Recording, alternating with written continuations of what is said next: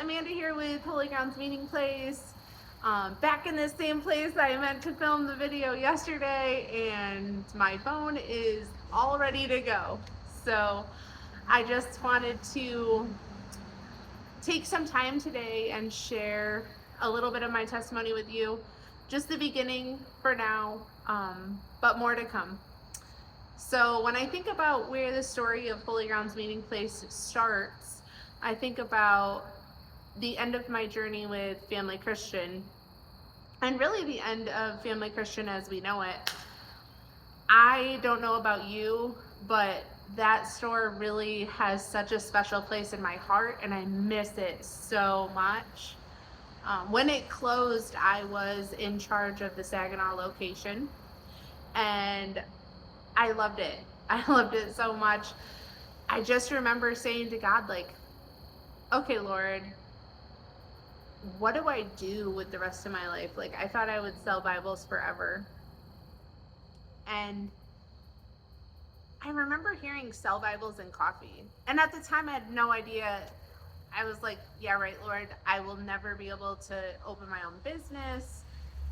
I did tell some people in my Bible study that I was thinking about this, and that the Lord had given me a name, and there were all of these things that felt like, yay, this would be a great idea, but I didn't have any practical knowledge for how I would even do that.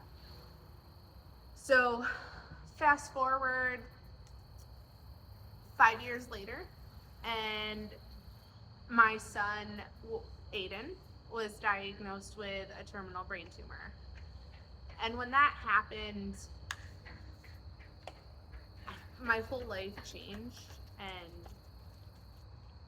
honestly, it was shattered. It was not anything that any mom ever expects to go through. And I remember when he passed away, I tried to go back to the job that I was doing at the time, and I just couldn't do it. And I prayed again and asked God for guidance, and he said, sell Bibles and coffee. And so this time I decided to go for it. I decided to enroll in college, and I learned how to write a business plan. And while I was in college, I moved back here to Kalamazoo. And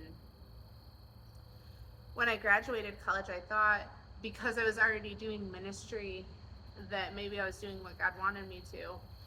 And one day at the beginning of last October, almost a year ago, he said that it was time. And really, he used a myriad of things. I had had a really bad day at work that day. I had gotten a volunteer email that made me really sad and really made me think about what I wanted in my life. And a conversation with a boss that I trust so much. He asked me, where did God want me to be? And I really couldn't answer that. I didn't feel like I was where God wanted me to be. And so a couple days later, I ended up at a meeting called 1 Million Cups. I listened to people pitch their businesses, and I thought it was exhilarating. And then I met a guy, and I talked to him. He asked me, where do you want to be in 5 years? And I said, I want to have a coffee shop and sell Bibles. And he said, tell me about it. So I did everything except what I was going to name it. Well, the next day, that morning, he sent me a text message, and it said, hey, I thought about your coffee shop idea, and I love it. I think you should call it Holy Grounds. I literally almost fell over. I was like, that's exactly what God told me to call it 10 years ago. And so that's the beginning of Holy Grounds Meeting Place, of how the idea came to be. And there's so many pieces of that story that I would love to share with you over the next few weeks. I can't wait to walk this journey with you guys, and I'm curious, like, to know, has God been speaking something to your heart? A dream that you're not sure about? because I would love to pray for that dream with you. So if there's a dream that God has put on your heart, drop it in the comments. I want to pray for it. Can't wait to see you guys tomorrow.